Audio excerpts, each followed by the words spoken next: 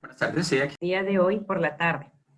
Y bueno, la Dirección de Calidad Académica, Docente y Curricular de la Universidad San Ignacio de Loyola le da la bienvenida a todos ustedes a nuestro webinar preparado para docentes universitarios. Hoy nos acompaña el doctor Julio César León, vicerrector de investigaciones de la Universitaria Agustiniana, Uni Agustiniana de Colombia, con el tema TIC y Educación Superior. ¿Qué hacer como docente para no perecer en el intento?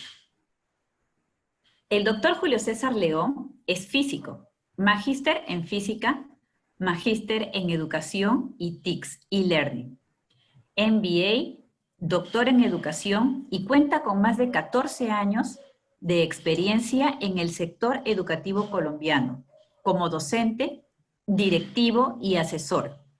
Tiene amplia experiencia en la implementación de estrategias para la integración de las TICs a procesos educativos y en la gestión de la investigación. Es paraacadémico del Ministerio de Educación Nacional de Colombia, investigador junior y par del Ministerio de Ciencia, Tecnología e Innovación. Actualmente es el vicerrector de la Universitaria Agustiniana. Y hoy pues es nuestro invitado especial con quien vamos a tener el presente webinar. La dinámica del webinar, para que lo tengamos todos claro, va a ser la siguiente. En un primer momento, luego de mi presentación, el doctor Julio César León va a tener el gusto de explicarnos su ponencia. Él nos dice de que gusta mucho de la conversación con los docentes. Y bueno, la idea de estos webinars, como nosotros le explicamos también al doctor Julio César, era pues mejorar la práctica docente, sobre todo en circunstancias como las que nos ha tocado hoy. Entonces, va a haber un momento en el que él va a tener su ponencia y posterior a ello se va a dar un espacio para que podamos tener las preguntas de todos ustedes, los participantes. Estas preguntas, para poder tener un poco de orden en el desarrollo, les vamos a pedir que las desarrollen a través del chat. Entonces, con el equipo de gestión docente de la Universidad San Ignacio de Loyola, vamos a ir organizando las preguntas para que Julio César las pueda ir respondiendo de manera fluida. Bien, damos la bienvenida entonces a Julio César y es momento entonces de su ponencia. Gracias. Gracias, doctora Patricia. Buenas tardes. Quisiera saber si se está escuchando bien. Yo le escucho bien, pero quiero saber también si es que usted se ve en la pantalla principal. No. ¿No? Ya, entonces eso nos falta desarrollar. Deme un minuto. Sí está. Creo que tal vez si en la parte de arriba haces clic sobre mi imagen, debería pasar yo a estar en el centro.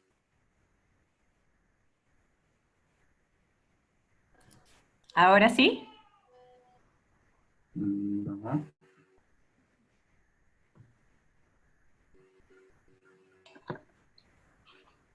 No, bueno, pero creo que no hay mucho lío por eso. Y mientras se resuelve y luego posteriormente cuando comparta la presentación, las diapositivas, estas van a quedar allí en el centro. Así que no hay mucho lío. Igual mi voz estará allí de fondo. Pues nada, para empezar quiero agradecer la invitación que me han hecho desde la Universidad San Ignacio de Loyola, que es referente para nosotros internacional. De hecho, tenemos un convenio de cooperación activo en la Uni Agustiniana con ustedes. Pues para mí fue sorpresivo que me extendieran esta invitación, pero acepté gustosamente, ¿sí? Hoy acá en Colombia es día festivo. Cuando se propuso la fecha yo no caí en cuenta de eso, entonces la mayoría de la gente está en sus casas, con mayor razón hoy. Puede que por momentos haya algo de ruido de fondo, porque pues usualmente en estos días y sobre todo a esta hora la gente suele poner música en sus casas y demás, así que espero que no incomode mucho si se llegara a presentar. Mi presentación, como les comentaron, se titula TIC y Educación Superior. ¿Qué hacer como docente para no perecer en el intento? Voy a compartir en estos momentos las diapositivas que preparé. Son unas pocas diapositivas. Antes de iniciar con estas, quisiera sí aclarar algo. Lo que voy a presentar acá surge de una combinación de mi experiencia en temas de educación virtual con distintas instituciones de educación superior nacionales y también durante la maestría que cursé en esta área. Segundo, también voy a intentar proveer un contexto de lo que está sucediendo en Colombia, en nuestro país, y de lo que está sucediendo en mi institución, que tiene obviamente ciertas particularidades para que se pueda hacer el contraste con el caso peruano, con el caso de la Universidad San Ignacio de Loyola y posteriormente para promover un poquito la discusión alrededor de los puntos que ustedes consideren más importantes. Trataré de no extenderme mucho para que podamos liberar tiempo y al final discutir. Me parece que lo más relevante y lo que más queda siempre de este tipo de charlas y de participaciones es eso, la discusión y la interacción que pueda darse entre los participantes y el ponente. Cuarto, no todo lo que voy a mencionar está en las diapositivas. Hay algo de texto, está muy acompañado de imágenes, pero en cada diapositiva voy a estar haciendo comentarios y contextualizando y tratando de aterrizar lo que significa la imagen y lo que significan los números o el poco texto que pueda estar allí frente de nuevo a nuestra situación y a lo que yo pienso que está sucediendo en todo este escenario. Entonces, la presentación está muy pensada, pues, muy dirigida más hacia docentes, aunque inicialmente hago como un recorrido del panorama que estamos viviendo acá en Colombia, con esta necesidad de abordar la virtualidad forzosamente, producto de la pandemia, pero en el transcurso de las diapositivas iré enfatizando en, bueno, cuál es el rol del docente y qué puede hacer uno como docente si se enfrenta a esta situación de un momento a otro o si ya lo está haciendo y está teniendo algún problema. Voy a pasar ahora a pantalla completa con la presentación. Y ahora sí, bien, estamos en una situación que afecta a todo el mundo y que ha cambiado ciertamente la dinámica del cómo vivimos, ¿sí? La Organización Mundial de la Salud ha declarado pandemia. En todos los países se han tomado medidas para atender y tratar de disminuir la cantidad de contagios de este virus, de este COVID-19 que hoy se ha convertido en la problemática principal que tiene el mundo y la problemática principal que tienen también los países latinoamericanos, porque ya se ha declarado Latinoamérica como el foco de la pandemia en estos momentos. Hay más de 5,5 millones de casos a nivel mundial, alrededor de 346,000 muertes y 2,300,000 personas recuperadas. Estas son cifras tomadas, actualizadas a la tarde de hoy. Entonces, esta situación cambió todo. Acá en Colombia, por ejemplo, en muchas ciudades estamos encerrados literalmente. Yo vivo en Bogotá, en la capital, aunque ya se ha estado gradualmente relajando la restricción de movilidad y de distanciamiento, hay zonas de la ciudad que son más complicadas. La zona en la cual vivo yo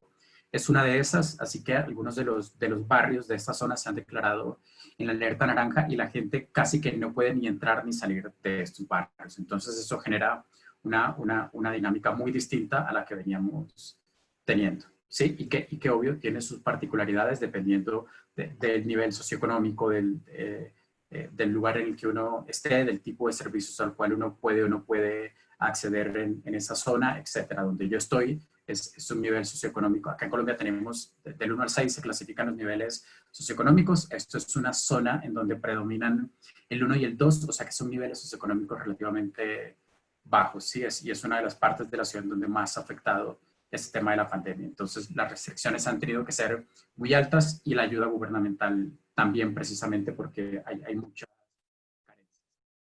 La medida principal para atender toda esta situación ha sido el distanciamiento físico. En algunas, digamos, en otras partes, se llama distanciamiento social. A mí ese término social me parece un poco clasista, por eso prefiero tratarlo hacia el distanciamiento físico, un poco más por mi formación en física y además por tener experiencia en simulación por computador, en simulación de sistemas discretos, entre otros, en simulación de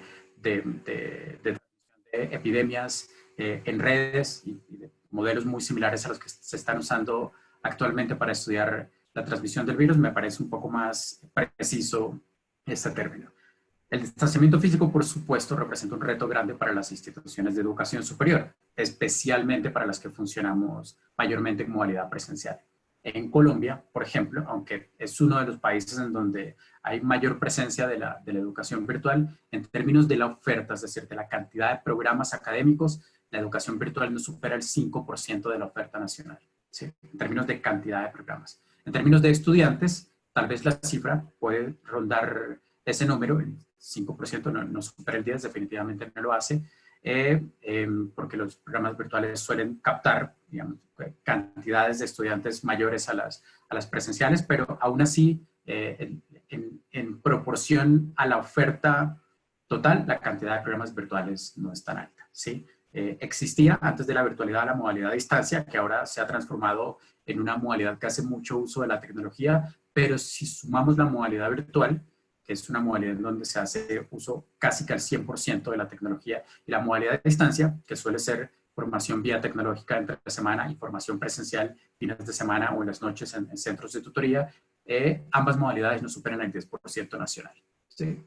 Eso significa que este tema del distanciamiento físico representa un cambio radical para la gran mayoría de instituciones de educación superior en nuestro país, porque la modalidad presencial funciona con base en las aglomeraciones, en tener estudiantes en un mismo espacio, sea un salón, sea un auditorio, finalmente es un mismo espacio y suelen ser espacios en los que en condiciones normales, en las condiciones en las que se venía operando, de ninguna manera se puede asegurar el distanciamiento físico. Entonces, esto representa un reto y ese simple detalle de eliminar el distanciamiento físico, pues cambia absolutamente todo. Nos hemos visto obligados a incursionar en la virtualidad. Y digo obligados porque, nuevamente, en nuestro país, la mayoría de instituciones de educación superior no tenían programas virtuales, no tenían oferta virtual, y aunque se ha dado por intentar usar otros nombres para lo que está sucediendo, como presencialidad asistida, modelo mixto, alternancia, en últimas, en lo que estamos es en virtualidad. Aquí en Colombia sucede algo particular. Los periodos académicos se inician usualmente, van de febrero a mayo, junio, y luego van más o menos de agosto a noviembre, a veces finales de julio. A nosotros esto nos tomó más o menos en marzo, la necesidad de aislamiento y la necesidad de ir a las casas. Entonces, la primera parte del periodo académico, casi toda la formación se dio presencial y luego tuvimos que pasar a otro tipo de formación. Cuando en Colombia un programa académico se aprueba por parte del Ministerio de Educación Nacional, se le asigna una modalidad específica y el programa debe ofertarse y debe desarrollarse en esa modalidad. Antes eran solo 3, presencial, distancia y virtual. Ahora eso se ha ampliado, pero digamos, la aplicación de las nuevas modalidades que se permiten iniciarían entre ese año y el próximo. Entonces, en el momento tenemos solo 3. Resulta que por ley, yo no puedo cambiarme una modalidad presencial a una modalidad virtual sin autorización del Ministerio de Educación y debido a otras particularidades de fondo, como que en la mayoría de instituciones donde incluso hay programas tanto presenciales como virtuales, los programas virtuales con igual denominación resultan siendo más baratos, se acuñó el término de presencialidad asistida, ¿sí? Entonces tengamos en cuenta que en el primer periodo académico iniciamos con presencialidad, luego pasamos a virtualidad, digamos 0 presencialidad. Ya se está hablando de que entre junio y julio se podrá hacer algún tipo de recuperación de clases con algo de presencialidad y que desde agosto las instituciones tenemos que prepararnos para una alternancia y manejar un modelo entre la presencialidad y la virtualidad. Pero para los estudiantes lo que está sucediendo hoy acá en el país y en muchos países es modalidad virtual. Y en muchos países hay un reclamo grande por parte de los estudiantes frente al costo de esta modalidad, tal vez a algo de improvisación, a algo de descontento por la manera como se está haciendo, porque obvio si uno no está preparado para afrontar la virtualidad de un momento a otro, y se ve obligado a hacerlo sin ningún tipo de planeación, sin ningún tipo de capacitación y sin haber diseñado y concebido cómo se desarrollaría esta modalidad en función de lo que yo tengo y en función del perfil de mis estudiantes, pues se van a cometer muchos fallos. Es apenas normal que así suceda. Entonces, ese reclamo de los estudiantes viene acompañado de otro montón de cosas. Por ejemplo, exigir disminuciones en las matrículas, exigir de pronto que se les permita cancelar periodos académicos y que se les devuelva lo pagado por ciertos créditos o por la totalidad de la matrícula. Bueno, hay muchas exigencias de por medio y eso genera un escenario crítico, un escenario en que las instituciones rápidamente deben responder. Y la primera línea de presencia de las instituciones en estos momentos y de interacción y de contacto con sus estudiantes pues son los docentes, son los profesores.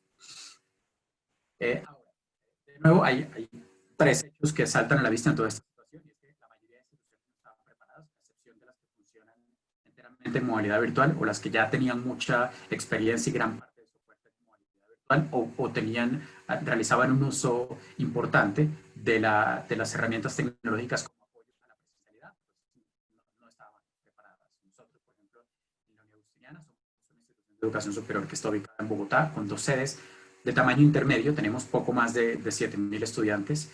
La mayor parte de nuestra oferta es presencial, solo tenemos unos programas, unos pocos en modalidad virtual, 2 programas de pregrado, ahora 2 de posgrado, y apenas estamos arrancando en esta modalidad. Tenemos más del 95% de nuestra población estudia en modalidad presencial, exclusivamente presencial. Nosotros definitivamente no estábamos preparados para esta situación. Y además, nuestros estudiantes, la población que atendemos es población de niveles socioeconómicos predominantemente 1, 2 y 3, es decir, estamos en la parte del medio hacia abajo, ¿sí? Eso genera otras complicaciones, otras consideraciones, otros retos.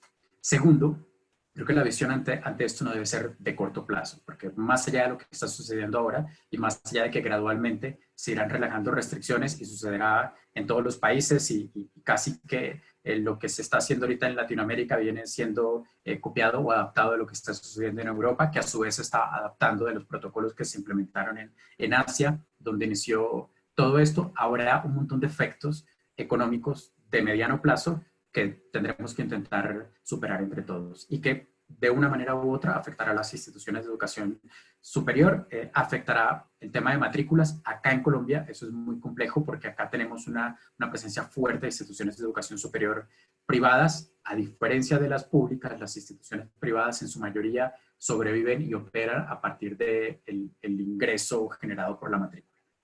Eso significa que si hay una deserción alta de estudiantes, seguramente se presentará, nos veremos en la obligación de optimizar la operación y de tomar decisiones difíciles en ese sentido. Y tercero, creo que la respuesta ante esto, dentro de las instituciones de educación superior, en la sociedad en general, pero dentro de las instituciones de educación superior, requiere del compromiso y de la articulación de todos los actores. Hablemos aquí de docentes, estudiantes y de quienes están en la parte administrativa. Ahora, creo que pensando en el mediano y en el largo plazo, hay 4 cosas. Primero, que las instituciones evalúen sus modelos de gestión, los adapten a esta nueva realidad y que faciliten, ojalá, la toma rápida de decisiones. En muchas instituciones, y es el caso colombiano, especialmente en las instituciones públicas, al contrario de las privadas, especialmente en las públicas, los modelos de gestión suelen ser un poco lentos. Entonces, a veces, para que algo pase, para tomar una decisión en una situación de emergencia, en una situación de riesgo, se tienen que escalar cualquier cosa a través de muchos comités y muchas instancias, y esto siempre genera algo de inactividad. Entonces, estos modelos de gestión tendrán que adaptarse un poco rápidamente en el corto plazo y aprender a funcionar así, mantenerse funcionando así en el mediano y ojalá en el largo plazo. Segundo, flexibilización curricular. Esto sí es algo que contiene mucho la participación del docente y que además deberá implementarse en el corto plazo. Acá en Colombia ya estamos hablando mucho del tema. Esto tiene que ver con implementar estrategias en las que modifiquemos, por ejemplo, la estructura de nuestros planes de estudio para tal vez retrasar componentes prácticos y componentes que requieran la presencialidad, tal vez diseñar espacios en los cuales de manera excepcional estas prácticas y estas exigencias de presencialidad puedan desarrollarse con los protocolos del caso, permitir que la matrícula de los estudiantes se modifique, es decir, que el curso de los estudiantes, acá le llamamos semestre o periodo académico, se modifique y que los estudiantes ya no estén en la obligación de matricular o de cursar un mínimo de créditos, sino que puedan tomar los que ellos a bien tengan, los que su situación actual les permita, facilitar la movilidad entre programas académicos, facilitar la movilidad de estudiantes entre instituciones. Ante las restricciones de movilidad puede resultar más sencillo a veces, digamos, compartir infraestructura con otras instituciones y facilitar el hecho de que mis estudiantes vayan temporalmente a otra institución y viceversa. de manera que aportemos a esto del distanciamiento físico y que los estudiantes puedan continuar su proceso de formación. Transformación digital, esto es una obligación, si no nos transformamos rápidamente ya, pues definitivamente vamos a poder responder a todo esto que está sucediendo y será muy difícil terminar el periodo académico actual. Para nosotros ha sido un gran reto. Nosotros en estos momentos estamos en la última semana de formación, casi que reportando notas finales del primer periodo académico. Afortunadamente logramos sacarlo adelante, pero hubo muchísimas complicaciones en el camino, hay que decirlo claro. Y finalmente, la orientación estratégica, ¿no? Además de la docencia, las instituciones de educación superior desarrollamos otro tipo de funciones. Acá en Colombia solemos priorizar 3: docencia, investigación y proyección social o extensión. Esas otras 2 tendrán que adaptarse también a la nueva realidad, y en general tendremos que ver cuál es nuestro rol como institución de educación superior y de qué manera aportamos a superar estos efectos de corto plazo. Si no se trata solo de la docencia, se trata de otras cosas. Pero entonces, vamos ahora a los docentes. El rol del docente, ¿qué puedo hacer y qué otras cosas necesitaría yo para poder, digamos, de manera exitosa en medio de lo que es posible en una situación difícil como esta, avanzar, ¿sí? Y sacar adelante mis cursos, sacar adelante a mis estudiantes, lograr desarrollar procesos de formación con una relativa buena calidad, ¿sí? En medio de todas las carencias y de todas las dificultades que se pudieran presentar. Acá en Colombia ha habido un fenómeno muy curioso, y es que en primera instancia se dispararon las quejas hacia las instituciones de educación superior, hacia la labor de los docentes. Luego, ahora al final de los periodos académicos, ya casi que se les está reconociendo como héroes por todo el trabajo que han tenido que hacer y que han sacado adelante, pero no fue fácil. Se logró a costa de mucho ensayo y error, y a costa por momentos de la salud mental de los docentes. Entonces, esto es algo a lo que hay que ponerle mucho cuidado. Ahora, para que el docente pueda desempeñar bien su labor, creo que hay 5 dimensiones que deberían analizarse. Y básicamente lo que sea que se proponga saldrá de un análisis detallado de estas 5 dimensiones. Normalmente cuando uno lanza una oferta académica virtual o formación en modalidad virtual, esto se hace de otra manera, de forma mucho más planificada, pero pues ahora estamos en la obligación de mantener algo de eso. Estamos pensando en el mediano plazo, vamos a hacer una especie de diagnóstico rápido, pero a la vez, mientras se hace ese diagnóstico, tomar decisiones e implementar estrategias sobre la marcha. Entonces tenemos, obviamente, la dimensión docente, la primera, luego están los estudiantes, luego la tecnología, luego el modelo de formación y luego la gestión. ¿Sí? Entonces aquí estoy hablando más desde la perspectiva del docente. No tiene nada que ver con si el estudiante es el centro del proceso formativo o no, sencillamente estoy tratando de ubicar la perspectiva en lo que un docente podría y debería hacer para enfrentar de mejor manera la situación. Lo primero que yo debería preguntarme como docente, debería ser muy sincero, es, bueno, ¿cuáles son mis habilidades y qué puedo hacer con esto? ¿Tengo yo un nivel de experticia suficiente como para instalar mi propia plataforma educativa, administrarla, diseñar contenidos, cargarlos a la plataforma, diseñar evaluaciones virtuales, matricular a mis estudiantes y demás, y resolver y responder por el 100% de todos los componentes que implica un paso hacia la virtualidad o hacia una presencialidad asistida? Si tengo todas esas habilidades, pues muy bien, ya todo pasará más al plano de la gestión y al plano del manejo de ciertas particularidades que puedan surgir sobre problemas de conectividad, problemas de acceso a la tecnología, habilidades de mis estudiantes, etcétera, pero ya yo tendré casi todo solucionado. Pero si no, si no tengo muchas habilidades en el uso de la tecnología y si lo mío es muy básico, de pronto sé usar el correo electrónico y ya, sé usar un procesador de texto y ya necesariamente debo limitar en primera instancia lo que haga hacia eso. ¿Sí? En estas situaciones lo más conveniente no es evitar la improvisación o evitar hacer demasiadas cosas para las cuales yo no estoy preparado, porque usualmente en virtualidad lo que puede fallar termina fallando siempre, ¿sí? Siempre. Y iniciar un proceso de capacitación que me permita ir aumentando gradualmente mis habilidades para ir mejorando el nivel de complejidad y de desarrollo de las prácticas que pueda implementar con mis estudiantes. Entonces, la clave para el docente inicialmente sería esto, la capacitación, entonces, saber yo qué hago y cómo me mejoro mi preparación para este escenario.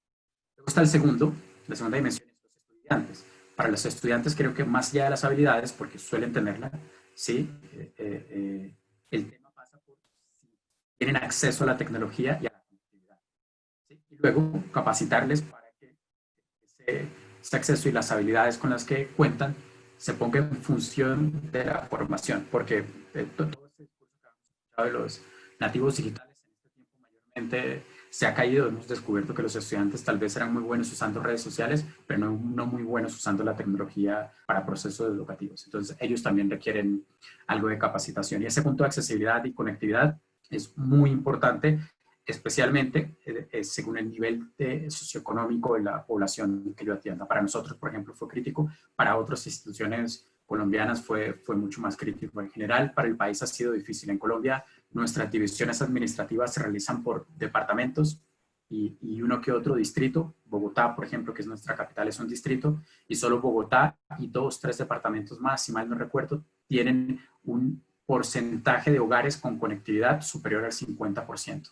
El resto es inferior y en zonas rurales del país la conectividad es extremadamente baja. Entonces, especialmente esto para educación básica y media ha sido una tragedia. Digamos, por más que uno quiera como docente implementar la tecnología para procesos de formación, si sus estudiantes no tienen acceso a conectividad, acceso a tecnología, será imposible, no hay nada que hacer. ¿Sí? Habrá que centrarse primero en resolver ese problema y luego en ver de qué manera.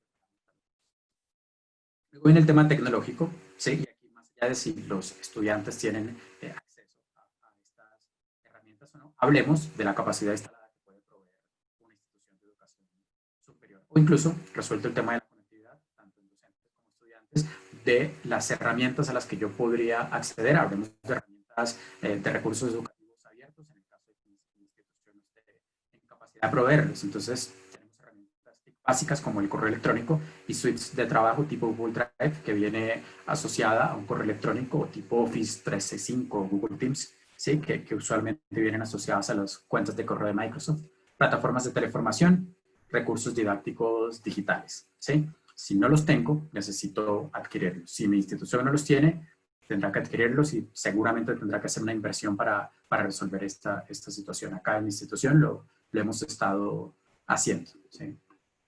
Luego viene el modelo de formación. Entonces, de lo que yo tengo, de cuáles son mis habilidades, cuáles son las habilidades de mis estudiantes, si tienen conectividad o no y qué recursos tengo disponibles, pues yo debo medir muy bien si voy a hacer uso intensivo de la tecnología o no, cuál va a ser la complejidad en los recursos didácticos y las información que voy a implementar, cuál es el nivel de interacción entre los actores que voy a proponer. La tecnología permite muchas cosas. Yo puedo diseñar modelos de formación autónomos en el estudiantes, modelos de formación basados, no sé, en el aprendizaje basado en proyectos o el aprendizaje basado en problemas que requieren un alto grado de interacción entre los estudiantes y sus tutores, tal vez personal experto externo a la institución, que de pronto en estos momentos no se pueda dar. Si yo no tengo cómo asegurar el nivel de acceso a la tecnología y los recursos educativos y los recursos didácticos que se requerirían para este tipo de modelo de formación,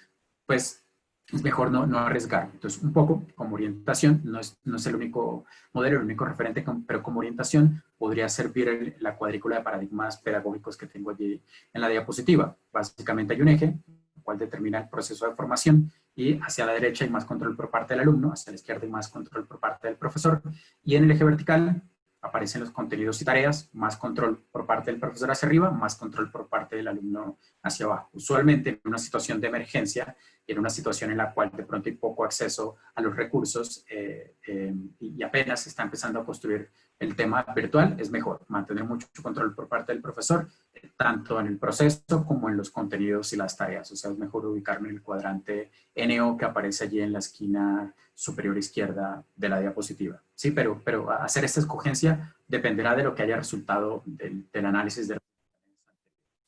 Vamos al tema de gestión. Y aquí hago referencia a el resto de la institución, el componente administrativo que debería ponerse en función de la adaptación. proveer el soporte necesario a docentes y estudiantes para que puedan sacar adelante todo este proceso. Si este componente de gestión no se maneja adecuadamente, pues puede haber inconvenientes. Julio, ¿Sí? no sé si me está escuchando, Julio César. Estoy escuchando perfecto. Disculpe que le interrumpa. Lo que sucede es que por momentos se nos está cortando su micrófono. Ok, voy a acercarlo un poco más. Muchas gracias, muy amable. Ok, muy bien, muy bien. Bien, finalmente, 4 puntos claves para los docentes. 4 puntos muy importantes en todo esto. ¿Sí? Está bien pedir ayuda, empezando por la capacitación. Está bien levantar la mano y decir, no sé, reconozco que no soy bueno usando plataformas tecnológicas, necesito tomar un curso sobre esto, nos han pedido que usemos Google Drive o esta otra herramienta y no tengo computador en mi casa, no tengo conectividad, ¿qué hago? Ese tipo de cosas hay que expresarlas y hay que manifestarlas. ¿Sí? Y entre con mayor anticipación se realice, pues mucho mejor, ¿sí? Muchísimo, muchísimo mejor. Segundo, compartir experiencias y recursos educativos es clave, ¿sí? Es clave en este tiempo. Siempre hay docentes que tienen un poco más de habilidad en este tema que otros. Siempre hay instituciones u organizaciones que nos llevan ventaja en esto. Y siempre es posible encontrar en Internet muchísima información sobre el uso de la tecnología para temas educativos. Entonces, compartir mi experiencia tanto de lo que funciona como de lo que no es muy importante. Compartir recursos educativos también. Si yo hago un desarrollo, diseño un objeto virtual de aprendizaje y lo pongo a disposición de mis compañeros, eso seguro le ahorrará algo de tiempo a ellos. Y si yo puedo verme beneficiado de lo que ellos hubieran diseñado, pues muchísimo mejor. Digamos, ese tipo de interacción, ese tipo de intercambio es beneficioso en estos momentos. Ahora, si yo quisiera buscar más ayuda y tener más acceso a recursos, ¿dónde lo puedo hacer? Pues inicio por mis compañeros.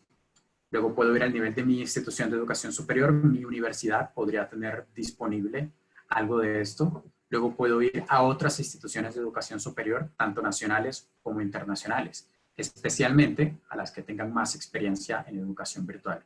La gran mayoría han dispuesto de manera abierta sus recursos educativos, han diseñado guías con recomendaciones desde el nivel básico hasta avanzado. Algunas incluso han puesto a disposición para otras sus plataformas tecnológicas. En Colombia, por ejemplo, el Ministerio de Educación Nacional diseñó el Plan Padrino, en el cual las instituciones con mayor experiencia capacitaron a las que tenían menos experiencias y les suministraron el acceso a todas sus plataformas para que pudieran allí montar sus cursos y desarrollar sus procesos de formación.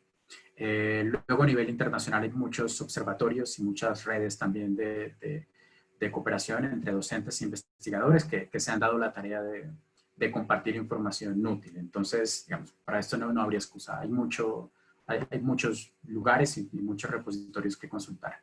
Luego está el establecer reglas de interacción, así como ven en esta presentación, donde hay cosas que pueden fallar. El audio, hay personas seguramente pidiendo la palabra, de pronto escribiendo preguntas en el chat, por momentos algunos se les puede caer la conectividad. Cuando yo estoy con estudiantes que son jóvenes, de pronto el manejo del idioma y el uso adecuado de las palabras y el dirigirse de manera respetuosa tanto al docente como a sus compañeros es difícil. Esos temas tienen que manejarse bien. Entonces, establecer reglas de interacción entre docentes y estudiantes es clave, ¿sí? Desde lo básico, como por ejemplo que todos los comunicados se manejen exclusivamente a través de correos institucionales, de cuentas oficiales, hasta algunas reglas de dinámicas de participación y dinámicas de trabajo colaborativo durante una clase y por fuera de la clase, a través de estos medios. Es importante dejarlo claro porque si no, pues puede haber algunos inconvenientes allí de gestión de la comunicación que den al traste con toda la experiencia educativa. Y por último, está el hecho de descansar. Es indudable que en este tiempo la carga para los docentes aumenta, especialmente al principio. Para nuestra institución, fue así.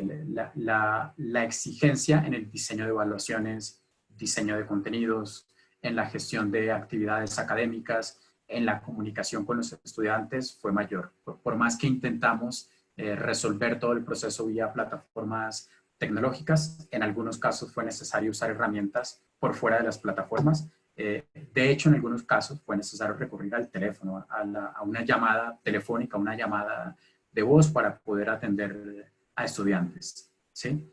Entonces, esto sumado a otras complicaciones que puede haber, como que tal vez estoy aislado en mi casa, con mi familia, con mis hijos, de pronto con solo un computador que debemos compartir entre todos, el tema se hace mucho más complicado para todos, ¿sí? Muchísimo más complicado.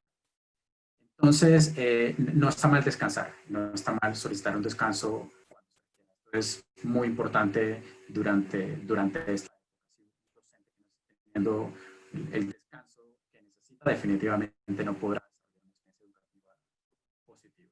¿Sí? Bien, finalmente, esa es la última diapositiva, pensando en escenarios futuros, lo que se está hablando, por ejemplo, en Estados Unidos, en Norteamérica, es que para ir de un modelo de formación totalmente remoto a la normalidad, tendrán que evaluar algunos escenarios, incluso para el próximo curso, para el inicio del periodo de otoño. Ellos están evaluando 15 escenarios que se muestran aquí en este diagrama, que van desde un modelo modificado vía tutorías hasta un inicio tardío en la formación, sí, un inicio tardío.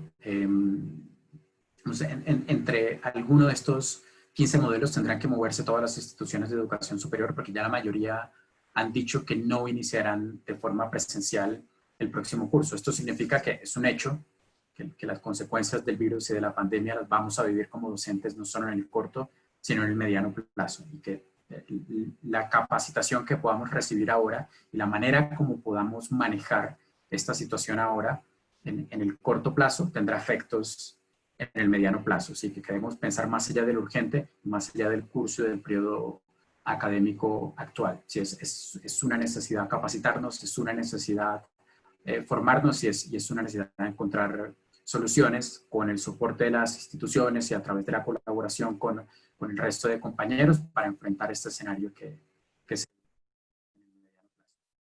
Y gracias. Sí, más allá de la posible dificultad en la comunicación, espero que haya podido leer algo en las diapositivas y ahora sí quedo dispuesto a todas las preguntas que puedan surgir. Muchas gracias, Julio César. Muy interesante todo lo que nos has expuesto y bueno, al igual que en Colombia, acá en Perú también parece que este escenario se va a prolongar todavía por un buen tiempo. Tenemos algunas preguntas de nuestros participantes. Dentro de ellas nos dice la profesora Olenka Erika Villavicencio, desarrollo de competencias digitales de los docentes de educación superior a través de capacitaciones.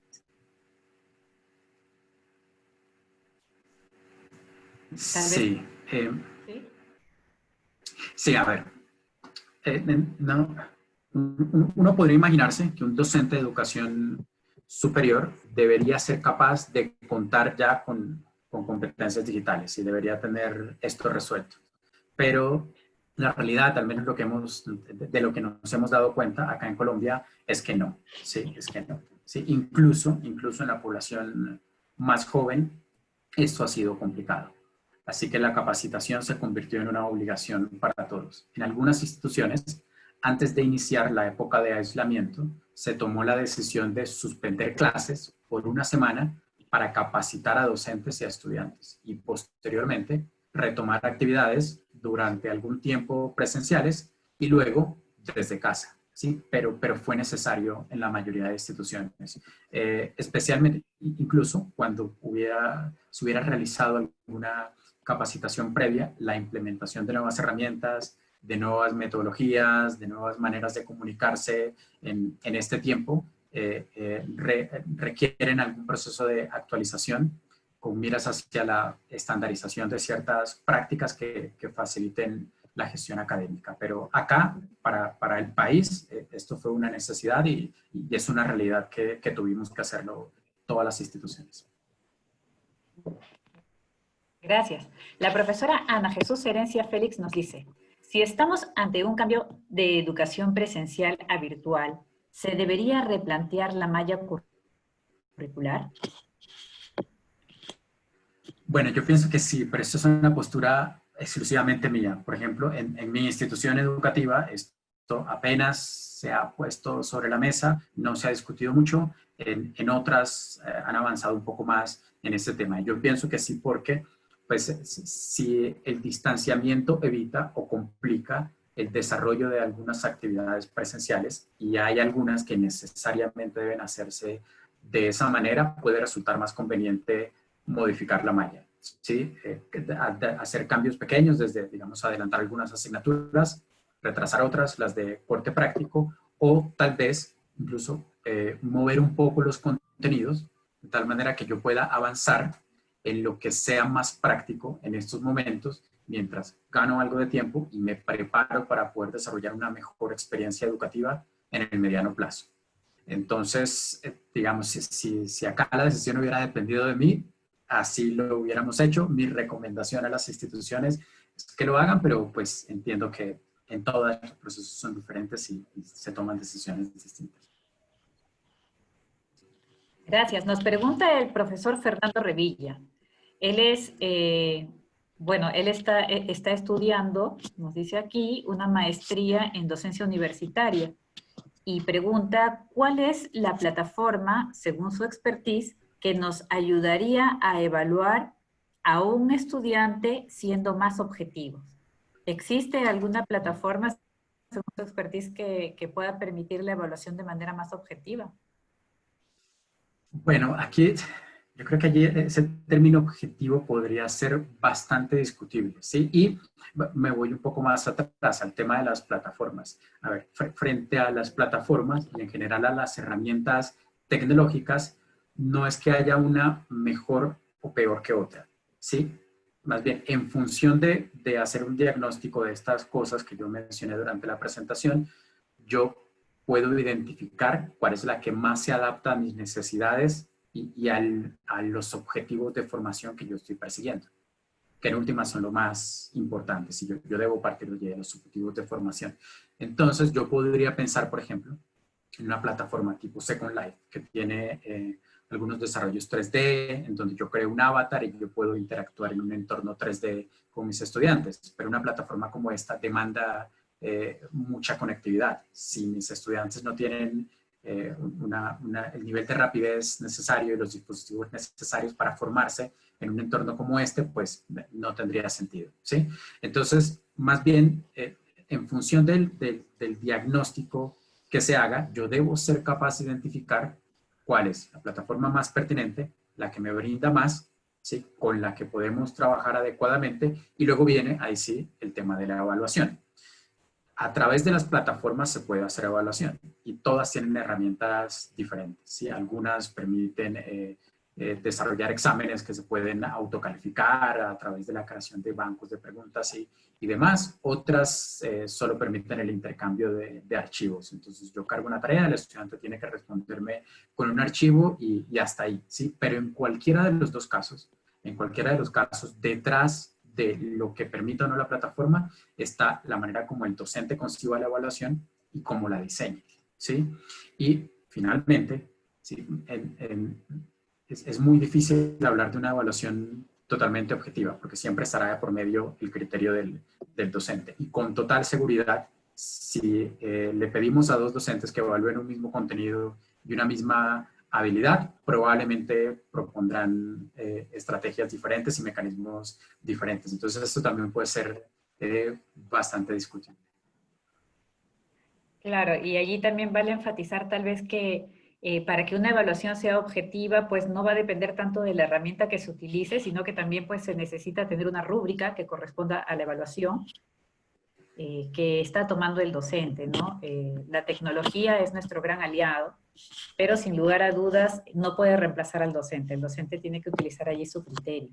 Nos pregunta sí, Arturo... un detalle importante, que quisiera mencionar algo antes de la siguiente pregunta. Algo Claro. que acá en Colombia sucedió, sí, que de esto no estoy seguro si en otros países pasó, pero acá muchas instituciones de educación superior optaron por una evaluación exclusivamente cualitativa en este periodo, ¿sí? Entonces, eliminaron las notas, eliminaron las evaluaciones tipo test, y la mayoría, especialmente las más grandes, ¿sí? Las de mayor tradición, las más consolidadas, pasaron a una evaluación cualitativa, en la que primó más el criterio del docente, producto de la interacción uno a uno que hubiera tenido en este tiempo con sus estudiantes. Entonces, para nosotros acá hubo un cambio grande en ese sentido.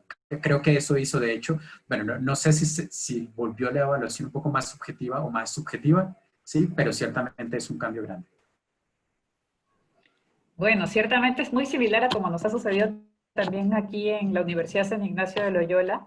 Hasta la fecha de examen parcial se ha tomado, la evaluación permanente no ha sido calificada, ha sido cualitativa, simplemente orientativa para el estudiante en el entorno en el que pues también está adaptándose él, al igual que el docente, a este nuevo estilo de enseñanza.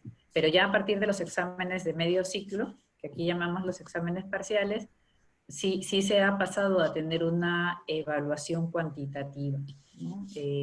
En un primer momento lo que permitía la herramienta, ¿no? Y ahora pues viene el gran reto de la segunda mitad del ciclo de llevar a la evaluación cuantitativa. Pero es cierto, mucho va a depender para ser objetivos, volviendo un poco a la pregunta de inicio, de los instrumentos con los que nosotros podamos avalar en función a qué y por qué estamos brindándole un puntaje al estudiante. Gracias. Tenemos al docente Arturo Calderón Regio que nos pregunta, nos dice, saludos, le escribe Arturo Calderón. Hay tendencias sobre el uso de realidad aumentada y realidad virtual. ¿Qué opinas sobre estas tecnologías aplicadas a la educación? Bueno, pues efectivamente ambas se consideran como una tendencia a nivel mundial y junto a otras tecnologías hacen parte de lo que se espera en lo que queda de siglo que se puedan implementar y que estén al alcance de todos. La dificultad hoy está en el costo de los desarrollos y en el costo de la tecnología que se necesita para utilizarla. Sí, pero si imagináramos, por ejemplo, este tipo de tecnologías para ciencias de la salud, un programa como arquitectura o una ingeniería civil, sería maravilloso. ¿Sí? Yo creo que después de que superemos en cierta medida todo este escenario y que vivamos la pospandemia en educación superior, algunas instituciones necesariamente forzarán su transformación digital y estaremos un poco más cerca de utilizarlas. ¿Sí? Así que no estaría de más, pensando en el mediano plazo, para quienes son docentes jóvenes y quieren prepararse y durar un buen tiempo en esto de la educación superior, ir chequeando esto cómo es, cómo viene, cómo funciona y capacitarse un poco en esa línea, porque no sé, estimo que si acaso en los próximos 10, 15 años ya serán muchísimo más comunes. Bien, el docente Eduardo Chiara nos pregunta, ¿cuál es el tiempo pertinente máximo para desarrollar una clase y qué tiempo como break se podría utilizar? Uy, bueno, no, creo que pues, también es un tema discutible. A ver, la mayoría de las personas no está acostumbrada a permanecer tanto tiempo frente a una pantalla tomando una clase, ¿sí? Especialmente cuando se trata de un modelo que sea poco activo y poco dinámico. Se genera más estrés, es mucho más difícil de sobrellevar la situación así.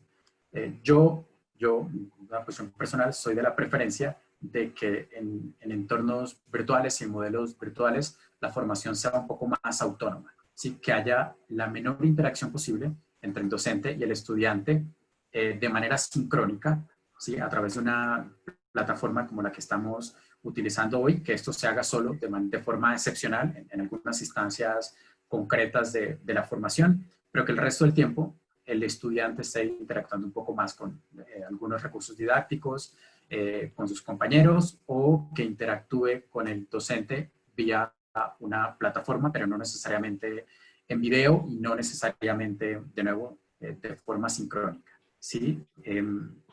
Acá, en Colombia, nosotros tenemos algo que se llaman los créditos académicos. Bueno, estos existen ya casi en todas partes del mundo, pero para nosotros esos créditos terminan transformándose en formación que se realiza en bloques de 2 horas de 60 minutos, a veces para asignaturas prácticas pueden llevarse a 3 o 4 horas, ¿sí? En este tiempo se ha tratado de reducir esa duración, se ha tratado de reducir a costa de, o compensando un poco más bien, con trabajo autónomo. Sí, entendemos también que los estudiantes han tenido una carga allí adicional, que la tecnología genera otro tipo de situaciones que nos obligan a liberarlos un poco. Entonces, hemos tratado de reducirlos. Ahora, ya para cerrar, en mi opinión, una buena sesión de clase virtual con estudiantes que se realizara de manera esporádica, con una duración de unos 45 minutos, una hora, incluyendo preguntas y discusión, estaría más que bien, ¿sí? Pero, pues, este número tiene una carga subjetiva bastante alta. A mí no me gustan mucho las clases presenciales, entonces, pues, hay algo de sesgo en mi respuesta.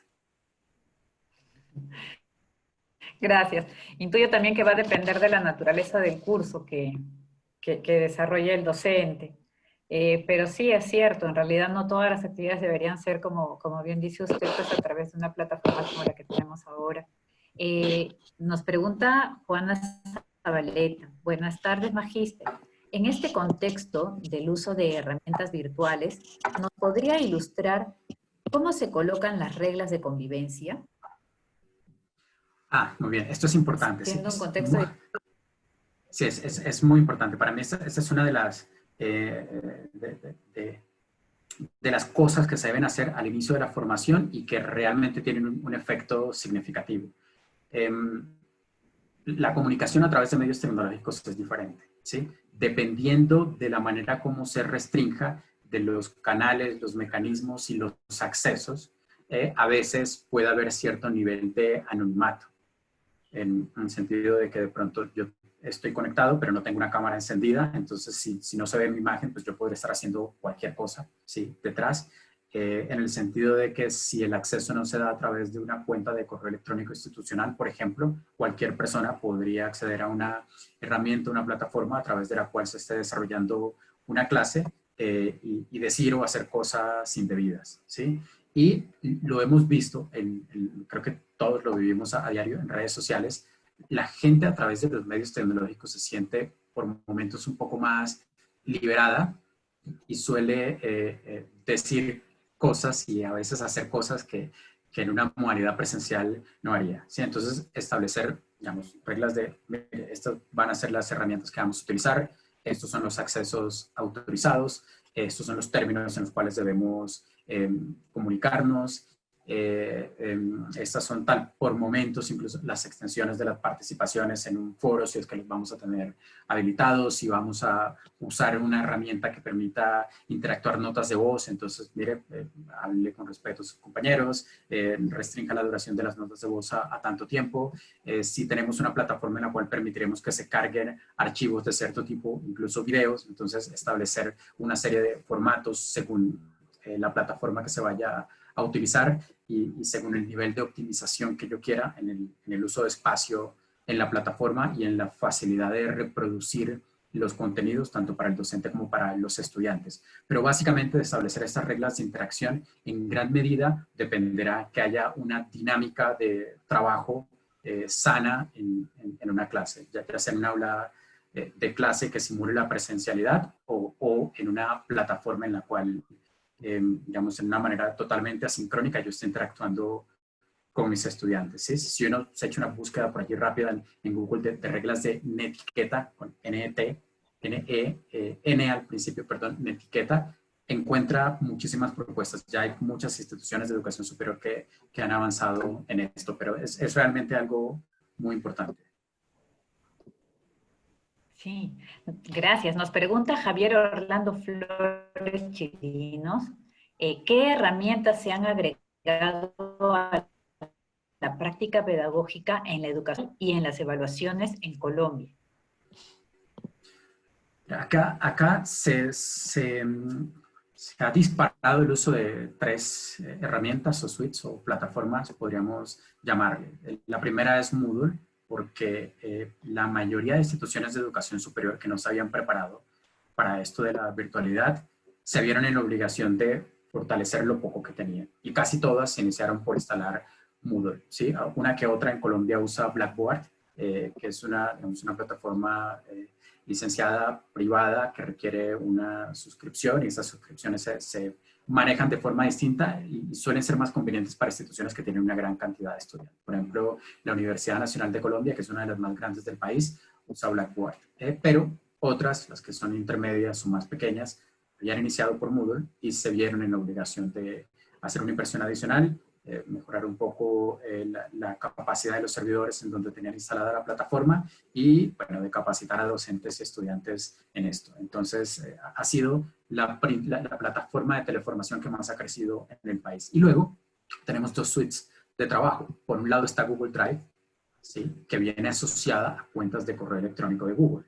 En Colombia, muchas instituciones de educación superior usan estas cuentas. Entonces, dada la integración directa con el correo, es un poco más sencillo de manejar. Y ciertamente la herramienta suele ser intuitiva. ¿Sí? Algo de formación en mecanismos de trabajo colaborativo tiene que darse, pero la herramienta es bastante intuitiva. Ya muchos docentes por cuenta propia la vienen utilizando. Y luego está otra que también se ha disparado muchísimo, que es Microsoft Teams. Algunas instituciones habían hecho la inversión para adquirir, sobre todo en los equipos de cómputo para el área administrativa y para el uso de los docentes, digamos, en los equipos que están dentro de nuestra infraestructura física, el uso de herramientas de Microsoft. Entonces, se ha ampliado la licencia para usar Microsoft Teams y dependiendo del tipo de trabajo que hay que hacer en nuestra institución, hemos compartido. Algunos docentes tienen acceso a Teams, aunque lo usa más el área administrativa, pero también es una suite similar a Google Drive, pero con más posibilidades, ¿sí? con muchas más posibilidades. Es como una versión de Zoom, pero con algunas herramientas para desarrollo de documentos muy similares a la suite de Office y algunas herramientas también de gestión de aula. ¿Sí? Entonces, estas son las tres herramientas que más se han utilizado. Luego, como una alternativa, ha surgido Google Classroom para muchos docentes que están en instituciones en donde no se pudo avanzar mucho en el tema tecnológico y de pronto sí cuentan con la habilidad para hacer un diseño de aula y una gestión correcta de una aula virtual. Entonces, algunos docentes, a través de cuentas de Google personales o a través de algunas cuentas de Google institucionales, han optado por utilizar Google Classroom, que también es bastante intuitivo, es libre, permite soportar un buen número de usuarios y bueno, al final el desarrollo que se haga allí le termina quedando al docente. Entonces, muchos por cuenta propia, más que por iniciativa de las instituciones de educación superior, la han estado utilizando. Nos pregunta Alexis Tolentino, ¿cómo los medios tecnológicos nos pueden ayudar en cursos que necesitan ser prácticos y no tan teóricos? Ok, muy bien. Bueno, aquí puede haber complicaciones. Este es el escenario que podría resultar un poco más complejo. Yo creo que en últimas depende del nivel de practicidad que exija el curso y del nivel de practicidad en escenarios o con recursos específicos. Como si yo estoy hablando de, por ejemplo, mi pregrado fue en física. Si estoy hablando de un laboratorio, no sé, de física nuclear, pues necesariamente yo debo desplazarme a una infraestructura física que tenga toda una serie de condiciones que me permitan hacer experimentos allí y exponerme a la interacción con la radiación sin que sufra ninguna afectación de salud, ¿sí? Y estos son sitios especializados y de estos tenemos pocos en Colombia, ¿sí? En una formación virtual, yo podría reemplazar parcialmente eso, pienso yo, parcialmente, no totalmente, con algunos simuladores y con algunos recursos educativos que me permiten modelar lo que pudiera suceder en un laboratorio. Pero, digamos, aunque los conceptos, tal vez algunas de las habilidades y los resultados al final puedan ser los mismos, definitivamente hay cosas que son irreemplazables, ¿sí? El poder manipular un equipo desde temas tan básicos como, no sé, girar una perilla y lograr desarrollar sensibilidad sobre eso, hasta pues, tomar algunas muestras y disponerlas en ciertos equipos para poder hacer mediciones sobre ellas, son cosas que en un computador se convierten tal vez en arrastrar algo con un clic. ¿sí? Entonces, de pronto al final yo veo que de aquí sale una gráfica que aparecen unos números en una simulación que pueden ser similares a los que yo mediría en un laboratorio, pero ese tipo de manipulación y eso que está en la serie, en el mover mi cuerpo y tocar y sentir cosas, eso no se puede reemplazar. ¿Sí? Otras condiciones también propias de la experimentación y de la práctica, como, digamos, jugar con temas ambientales y situaciones de contexto que yo tengo que en un contexto laboral y profesional aprender a manejar, en una simulación podrían quedar de lado. ¿Sí?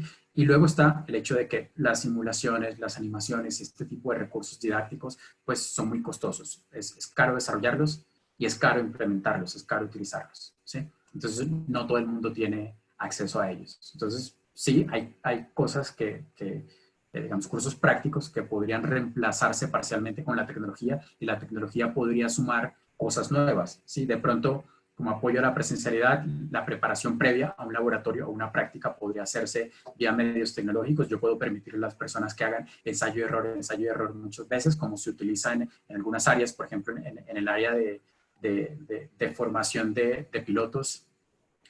Ellos usualmente tienen muchas horas de práctica, primero en simuladores, para luego tener horas de práctica en vuelos reales. Resulta mucho más óptima y más barata la formación en ese sentido y además más conveniente para las personas que participan del proceso. Es mucho menos peligroso así. Pero, digamos, en un escenario como este, en el cual el cambio es abrupto y se hace de un momento a otro, tal vez sin ningún tipo de preparación, puede haber muchísimas limitaciones realmente. Bien. El profesor Ernesto Mayorga, bueno, hace una pregunta, pero voy a contextualizarlo un poco. En la Universidad San Ignacio de Loyola trabajamos el modelo de formación por competencias. Entonces, al final de la carrera, los estudiantes deben lograr un perfil que sitúa en promedio 4 grandes competencias. De este modo, también cada uno de los cursos tiene un resultado de aprendizaje que atiende a cada una de estas competencias. El profesor Ernesto Mayorga pregunta, ¿la educación virtual debería cambiar las competencias a lograrse? No, pienso que no. Creo que, a ver,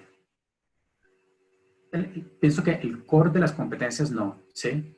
Porque en el fondo, por ejemplo, acá nosotros solemos hablar de algunas competencias específicas, o competencias disciplinares, otras competencias transversales, digamos, las competencias se clasifican en diferente tipo. Hay algunas que son propias de el área, el campo de formación, el tipo de programa académico. Y esas competencias, una vez escogidas, deben mantenerse. Tal vez hay otras competencias que van más hacia lo blando que podrían modificarse, incluso más al desarrollo y al uso de herramientas digitales que podrían verse modificadas y que podrían sumarse o podrían reemplazar algunas de tipo similar que ya existían en el perfil que se hubiera planteado para el estudiante, ¿sí? Pero las competencias, digamos, las más importantes, las que realmente dan cuenta de que yo estoy formado y tengo ciertas capacidades y habilidades en el área o en el campo de estudio por el cual he optado, me parece que no deberían modificarse. Bien, y una última pregunta de la profesora Iliana Marlene Gutiérrez Guarniz. Dice, buenas tardes, doctor. ¿Qué podemos hacer frente a la debilidad de parte de los docentes en el manejo de recursos digitales durante el proceso de enseñanza-aprendizaje? No, aquí la clave es la que mencioné al principio, es capacitación. Las instituciones deben darse la tarea de intentar identificar cuáles, de diagnosticar las habilidades de sus docentes si es que no lo han hecho, ¿sí? Los docentes también deberían ser, digamos, sinceros y manifestar en qué sienten que necesitan formación y apoyo y en qué no, ¿sí? Y en esta relación que hay, aporte de parte y parte, ir capacitando a los docentes, ir formando, o mientras se va desarrollando el curso, o si fuera posible, si las condiciones lo permiten, suspender la interacción con estudiantes mientras de manera intensiva se forma y se capacita a los docentes para luego retomar, ¿sí? Acá en Colombia, en muchas instituciones se ha hecho así, y ahorita que viene nuestro periodo intersemestral, la mayoría entre junio y julio teníamos solo uno que otro curso vacacional, cursos de refuerzo. Usaremos ese tiempo para complementar la formación de los docentes y además para que ellos hagan un trabajo específico en diseño de contenidos, diseño de evaluaciones y diseño de recursos que se utilizarían en el segundo periodo académico del año. ¿Sí? Entonces, aquí la clave es capacitación. Sin la capacitación y sin la formación adecuada, definitivamente el docente no tendrá posibilidad de superar esta situación si no se había preparado antes. Muchas gracias, doctor. Bueno, algunos otros participantes agradecen bastante su participación y bueno, estoy segura que todos los que están aquí presentes nos preguntan también por el enlace de la grabación. En una fecha posterior se va a publicar. De igual forma, para los docentes de Unión Agustiniana, nosotros les vamos a enviar a usted el enlace para que pueda también compartirlo con sus docentes. Ha sido una bellísima experiencia tenerlo con nosotros y poder compartir también cómo es la experiencia y cómo está viviendo esta situación ahora en Colombia, ¿no? A través de sus ojos. Gracias por parte de toda la Dirección de Calidad Académica. Veo que usted nos está colocando en redes sociales. Lo podemos buscar como JC León L vice.investigaciones@uniagustiniana.edu.co. Esperamos tener a futuro más actividades con ustedes y poder compartir también nuestras experiencias y ustedes nuevamente las que tienen allá, porque en efecto, pues, esta es una situación mundial, lo que estamos viviendo, ¿no? Y la forma en la que lo tenemos que abordar como docentes, pues tiene muchas aristas en común. Muchas gracias, doctor Julio César. Muchas gracias a todos los espectadores por estar hasta aquí. Muchísimas gracias a ustedes. Espero que me vuelvan a invitar. Con gusto, a través de la colaboración que tenemos entre las instituciones, podemos hacer otro tipo de actividades. Yo encantado. Y sí, en redes sociales, todas mis redes son públicas y creo que en todas el número de usuarios es igual, JCLeonL. Si buscan mi nombre por allá en Google, fácilmente las encuentran. Y mi correo electrónico institucional es el que aparece allí. Siéntanse en la libertad de agregarme, escribirme cuando quieran. Yo siempre estoy muy activo, siempre contesto. ¿Sí? Muchas gracias por su apertura y yo lo tomaré entonces como una invitación a que sigamos coordinando actividades para el beneficio de los docentes. Gracias, profesor Julio César. Gracias.